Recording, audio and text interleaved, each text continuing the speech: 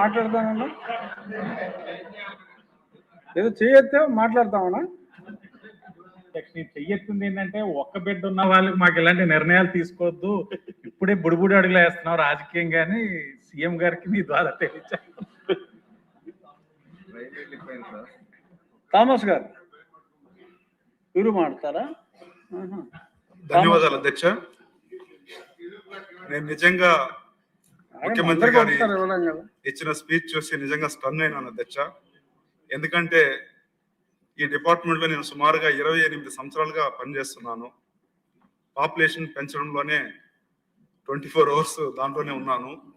ఇంతవరకు ఐవీఎఫ్ లో 80,000 మందికి ఐవీఎఫ్ ట్రీట్మెంట్ ద్వారా పిల్లలు పుట్టించున్నాను. మీకు ఎంతమంది ఉన్నారు పిల్లలు సొంతంగా? అదే విధంగా నా హైయెస్ట్ రికార్డు అసలు మీకు ఎంతమంది ఉన్నారు? నాకు 2 ఉన్నారు అధ్యక్ష. 2 కూడా మెడిసిన్ చేస్తున్నారు. పెద్ద అబ్బాయి ఫైనల్ ఇయర్ మెడిసిన్, చిన్న అబ్బాయి సెకండ్ ఇయర్ మెడిసిన్ చేస్తున్నారు అధ్యక్ష. అధ్యక్ష మెయిన్ గా నేను 70 సంవత్సరాల ఒక ఏజ్డ్ కపుల్ కూడా పీరియడ్స్ ఆగిపోతే కూడా ట్రీట్మెంట్ చేసి ఒకే కాన్పులో ట్రిప్లెట్ పుట్టించాను అధ్యక్ష. ఇది నా హైయెస్ట్ రికార్డు. అంటే నేను మాట్లాడడం పెద్ద విషయం కాదు అధ్యక్ష, కానీ ముఖ్యమంత్రి గారు చెప్పిన ప్రతి విషయం కూడా సీరియస్ గా చెప్పాలంటే ఒక్కటి కూడా చాలా డీప్ గా వెళ్ళే విషయాలు చెప్పారు అధ్యక్ష. ఎందుకంటే ఆయన ఎప్పుడు విజనరీ లీడర్ కాబట్టి చాలా దూరదృష్టిలో ఆలోచిస్తారు. నిజంగా చాలా బాధాకరం. ఎందుకంటే పాపులేషన్ డ్రాస్టిక్ గా తగ్గిపోతుంది అధ్యక్ష. జపాన్ లో 0.9కు ఒరిజినల్ రిపోర్ట్ చూస్తే 0.9కి వెళ్ళిపోయింది అధ్యక్ష.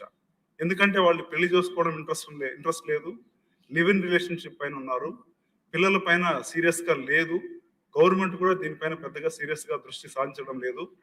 ఇలాగే వెళితే మనుగడ జీరో అవ్వడానికి కూడా ఛాన్స్ ఉంటుంది. అంటే ఎలా జూలో అనిమల్స్ ని పెట్టుకొని మన పిల్లలకి ఇది సింహం ఇది పులి అని చూపిస్తున్నామో, ఫ్యూచర్ లో కూడా ఇలా తగ్గిపోతుంటే జపానీస్ ఇలా ఉన్నారు అని చెప్పి జూలో పెట్టుకొని చూపించే అంత దారుణ స్థితికి దిగజారడానికి కూడా ఛాన్స్ ఉంది అధ్యక్ష.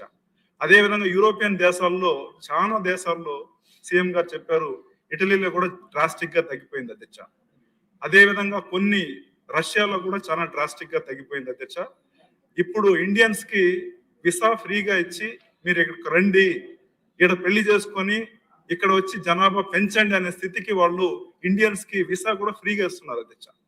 అదే విధంగా రీప్రొడక్టివ్ హెల్త్ కేర్ అని చెప్పి సపరేట్ డిపార్ట్మెంట్ పెట్టి దానికి ఒక మంత్రిని పెట్టారు అధ్యక్ష. ఎందుకంటే పాపులేషన్ తగ్గిపోతుంది కాబట్టి ఖచ్చితంగా పెంచాలని చెప్పేసి. నేను ముఖ్యమంత్రి గారికి ఒకటే చెప్పాలనుకుంటున్నాను, వ్యాసెక్టమీ జరుగుతుంది అంటే పిల్లలు పుట్టొద్దని, అదేవిధంగా ట్యూబెక్టమీ జరుగుతుంది. మన గవర్నమెంట్ హాస్పిటల్లో ట్యూబెక్టమీ జరిగిన వాళ్ళు కూడా ట్యూబెక్టమీ రివర్స్ చేయొచ్చు, మళ్ళా ట్యూబ్ ని ఒకటి చేసి వాళ్ళు న్యాచురల్ గా పాపులేషన్ పెంచడానికి మనం వాళ్ళని ఈ సర్జరీ ద్వారా చేయొచ్చు. అదేవిధంగా మేల్ వచ్చి పిల్లలు వద్దని చెప్పి వ్యాసెక్టమీ చేస్తే వ్యాసెక్టమీని కూడా రివర్స్ చేయొచ్చు అధ్యక్ష.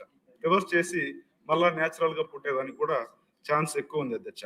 అదేవిధంగా సీఎం గారు చెప్పారు, పీపీపీ మోడల్లో గవర్నమెంట్ హాస్పిటల్లో ఐవీఎఫ్ పెడితే బాగుంటుంది, దానికి కూడా గవర్నమెంట్ సబ్సిడీ ఇస్తుందని చెప్పారు అధ్యక్ష. ఇది నిజంగా చాలా సంతోషకరం.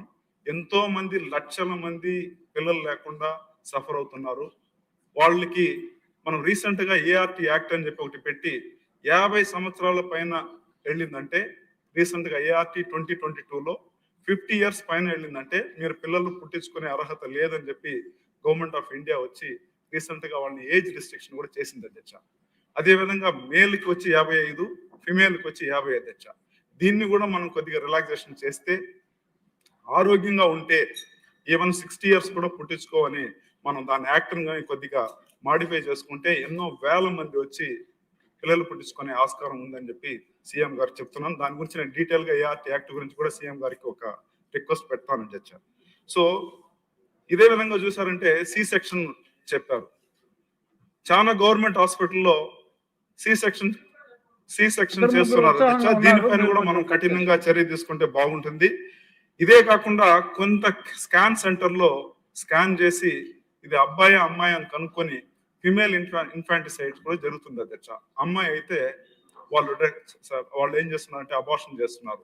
దీనిపైన కూడా మనం ప్రత్యేక దృష్టి చేస్తే మనకు ఫ్యామిలీ బ్యాలెన్సింగ్ అంటాం, అంటే ఒక అబ్బాయి ఉంటే ఒక అమ్మాయి ఉండాలి, 50-50 ఉండాలి, ఈక్వాలిటీ ఉండాలి. కాబట్టి దీన్ని మనం కఠినంగా చర్య తీసుకుంటే ఫ్యామిలీ బ్యాలెన్సింగ్ కూడా బ్రహ్మాండంగా ఉంటుందని చెప్పి సీఎం గారికి నేను చెప్తున్నాను అధ్యక్ష. సో ఐవీఎఫ్ అనేది ఒక గేమ్ చేంజర్.